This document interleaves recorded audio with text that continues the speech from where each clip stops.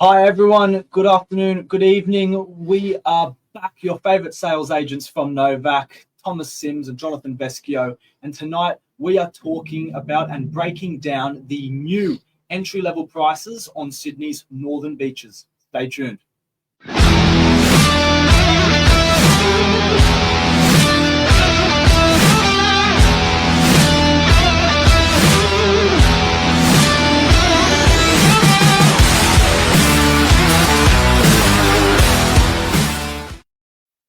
Alrighty, I hope everyone's doing well.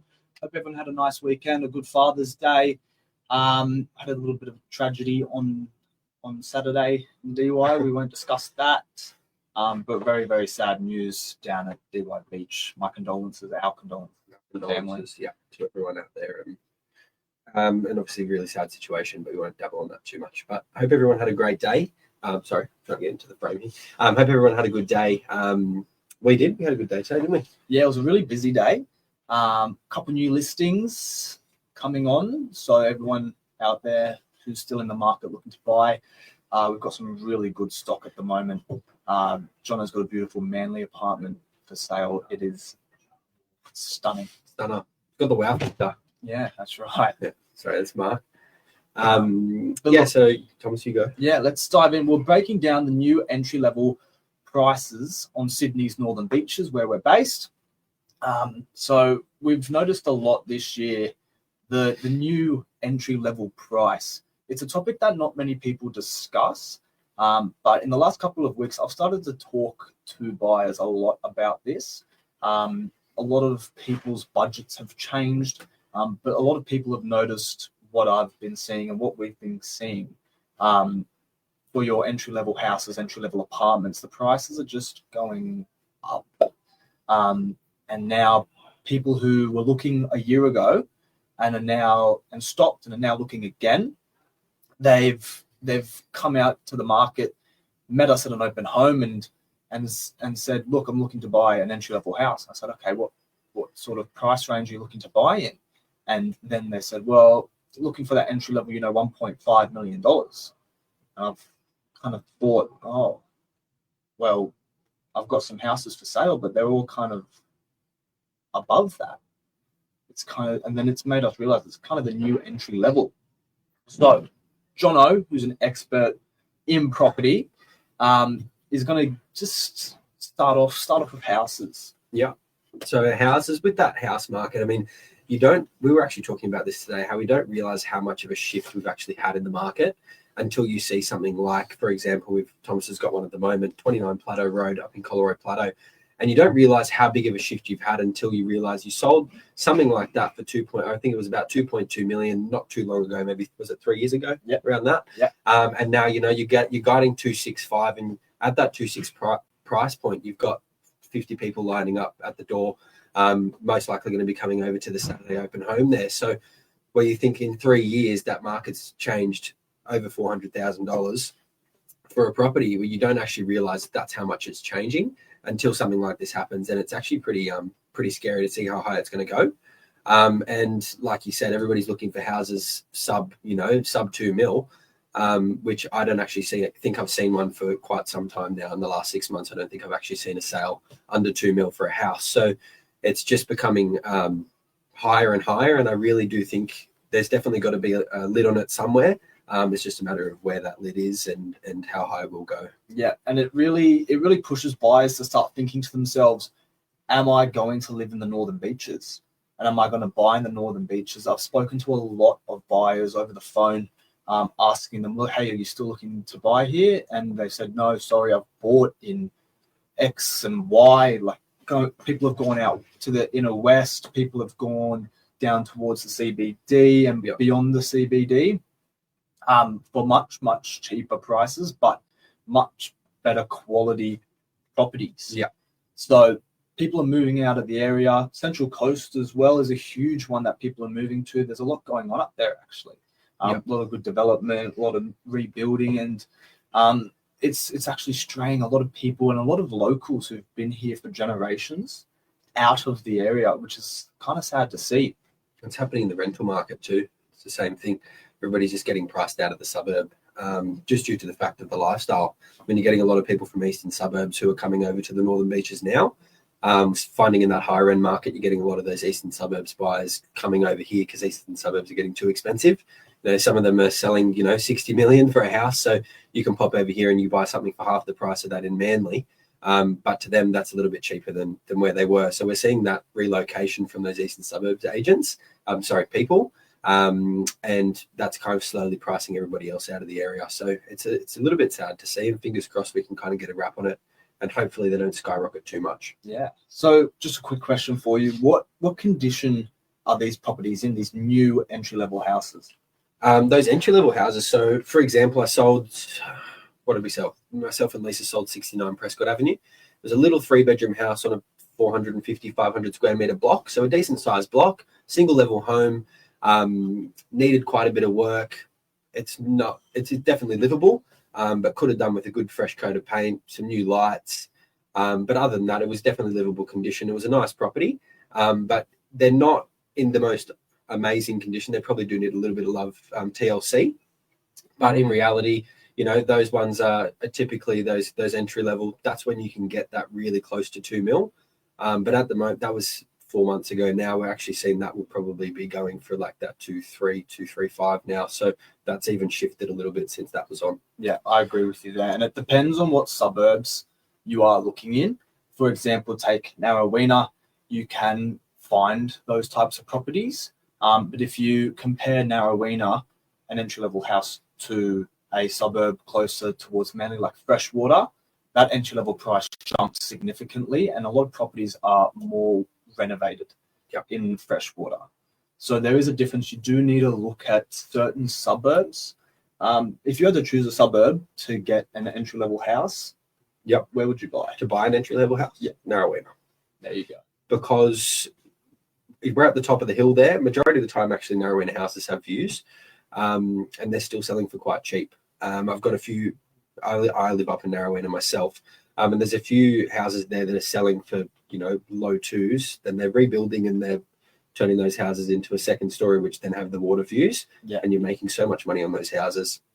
So it's really where you can just add value, and where it's going to be feasible for you. I mean, if you're buying in an entry-level house in Manly, sometimes you're paying 7 mil just for the land, and then to rebuild a stunning house on it, it's not going to be feasible for you. So you've just got to make sure it's feasible and you can actually make it all work. But personally, I'd buy Narraweena, Beacon Hill, that kind of area. Yeah, I think Beacon Hill, that was my suburb in mind.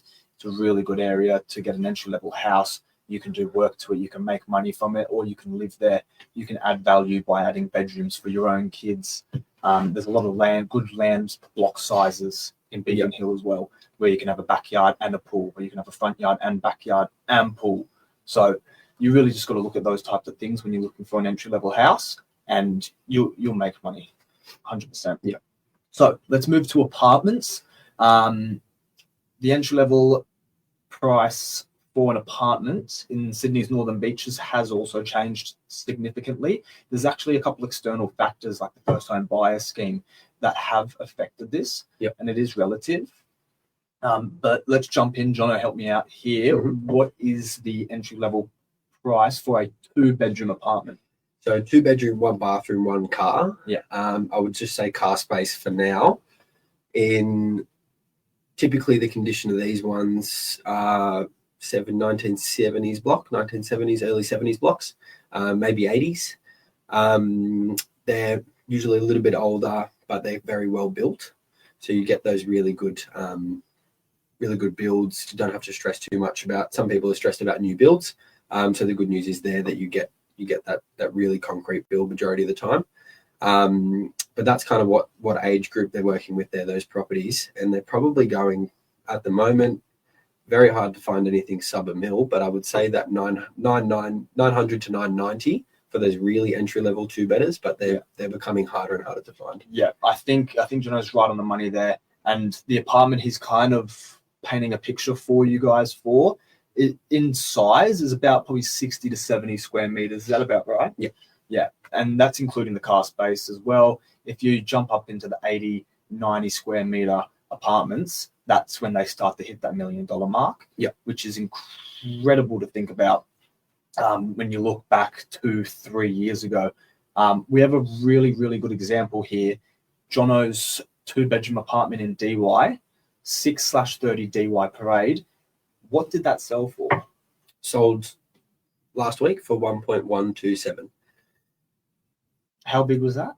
That was 81 square meters with the car space. With the car space. And when was that last sold, and what for? That was sold late 2023, and they owners bought it for 885,000.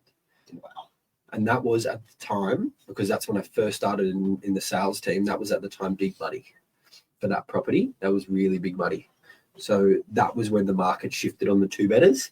And that kind of was when we saw that shift. And I think we've actually just kind of shifted it again with the resale of this one. Yeah. So it was pretty hectic. So we had 8 bidders within it was a 4-day campaign.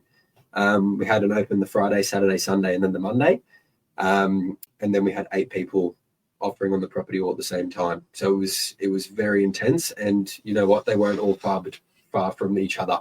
Yeah. So it was just showing how heated up that market is, in that 2-bedroom market. Yeah. The entry-level apartments, especially in DY, which is a very, very well-growing suburb.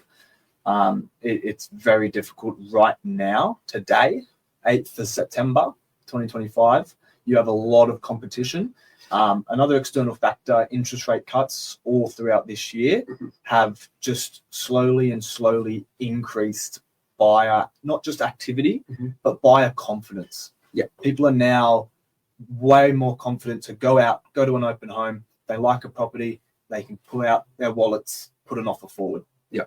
Whereas at the start of this year, start of 2025, people were very reluctant and almost just a bit nervous or scared to put an offer forward. Even though an offer doesn't tie them down to the property, they were still just a bit nervous getting something forward to us.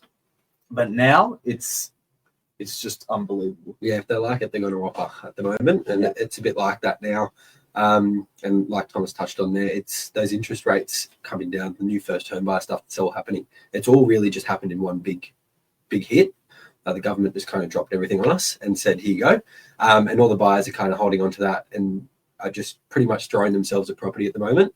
But there's no property to throw themselves at. So we're very low on stock at the moment, which is another driving factor for that entry-level market. Yeah. I mean, the amount of buyers agents we get calls from in a day saying, do you have any entry-level houses? Yeah. And we have to keep saying no. Obviously, we've just got one now in Plateau Road, which is a great property, and we've got people lining up out the door to come and see it on the weekend. So it just goes to show that entry-level stock, as soon as you get it, it's going to be sold within a week. Yeah, and that's also reduced days on market this year. So at the start of the year, a lot of properties, especially in the higher end, would sit for about 60, 70 days. And I was speaking with a client today when I attended a presentation at their property.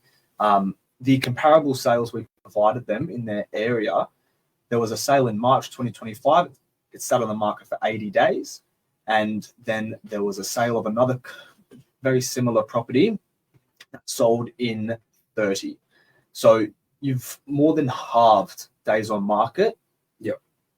Just this year. So again, what that tells us, it reiterates buyer confidence. It reiterates that there are buyers out there looking to buy, wanting to buy, and actually putting offers forward. So let's now jump in to deposits. Yeah, very quickly. So for an entry-level house, an entry-level apartment, you need to know now what deposits you can put down and what they mean for your monthly repayments of your loan. Yeah. What I've noticed, I know John has noticed as well, buyers now, when they put offers forward, it is almost always not with a 10% deposit anymore. Yep. That 5% deposit, which is quite significant. There's a lot of different aspects that brings to you as a buyer. So we're going to just quickly break down what these deposit amounts, 5%, 10%, 20%, calculate your monthly repayments to be. Yeah. Because now your standard 10% deposit isn't so standard anymore. There's always a request for a 5% deposit. Yeah. So, Johnny, do you want to jump in? Let's do apartments, since we were just talking about that. Can you run through apartment deposits, and then I'll calculate the monthly repayments? Yeah, no worries. So 900,000. We'll just base it off a $900,000 apartment. So 5% deposit, which is about 45 grand. So you need a loan of 855,000, and your monthly repayments are about $5,000. So 5% deposits, I believe they come with LMI, which is lender's mortgage insurance. Yep. Now, I'm not overly understanding what that is. Could you explain to everyone what that kind of does? Lender's mortgage insurance. Yeah. Well, honestly, I'm not too up to date with it either. I was actually looking into this the other day. Yeah. So I was kind of trying to figure it out myself when a buyer was talking about it, because I've never bought myself. We've never bought ourselves. We typically just sell the property. We don't have too much to do with the finance side of things. So I'm not too good at the lingo, and I don't want to go on a live stream and talk about it just in case I'm wrong. I have a rough idea, but I don't want to be wrong. I think lender's mortgage insurance is an additional amount they pay, just as like insurance on top of that. So it's when a bank, because your deposit amount is less, the bank is a little bit extra cautious. Yeah. Because you're providing less of a deposit. So you then have to provide the bank that insurance amount, which I think is it could be about $20,000, depending on what you're buying, just to ensure that if, like, regarding your repayments, whether you're late or you need to bump it up. Yeah. Jump to a 10% deposit for a $900,000 apartment, Jono.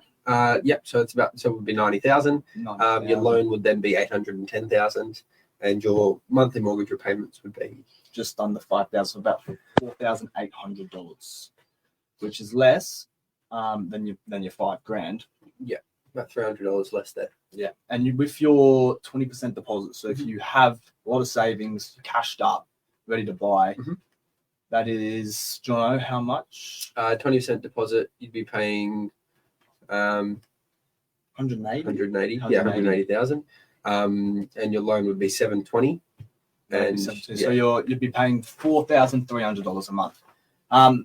So with those figures in mind for an apartment, what I'm seeing a lot of with first home buyers, with people looking to get that entry level apartment, they're no longer buying just by themselves. So what this does, you buy with your partner, buy with your mum and dad, you buy with your sibling, buy with someone. You can combine your total annual salary, which then allows you to get the loan a little bit easier. But if you're buying with your partner, for example, your, let's say, $5,000 from your 5% deposit monthly repayment, you can split, and $5,000 becomes $2,500 a month. Much more affordable for you. You don't have to eat rice and tuna. You can you know what I mean? So it's actually really important that you understand what the deposit amounts do for you.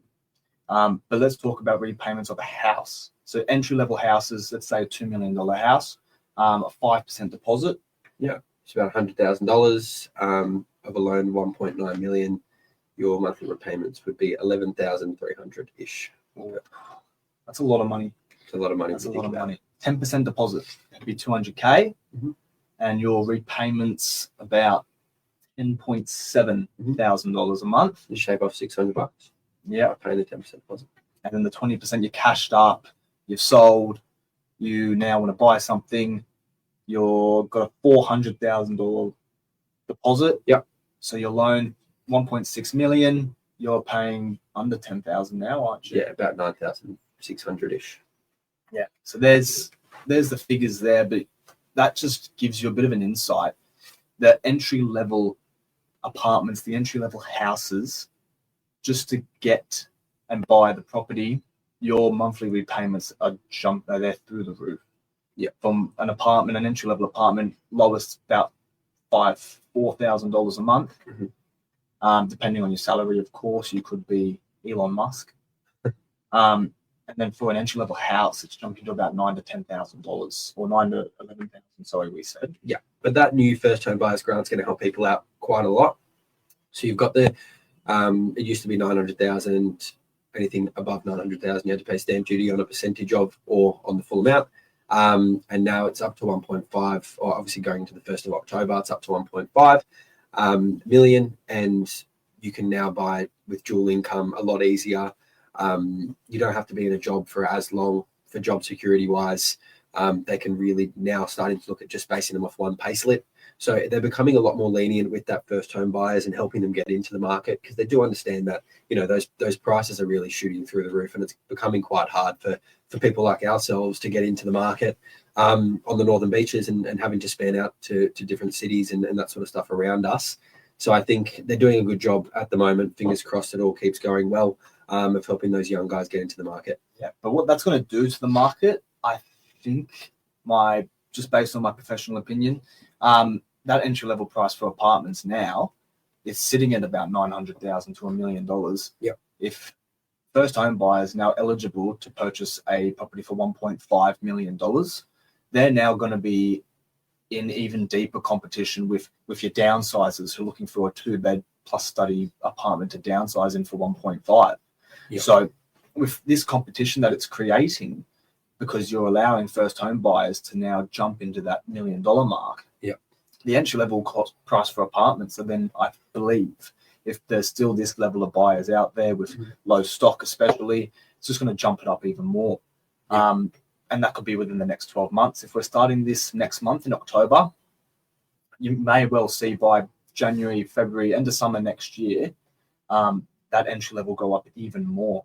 Yep. It'll be interesting to see if the young people in the workforce, if their salary can keep up with what they can spend on property. Yeah, I agree. Be interesting. Yeah, and then your entry level houses as well.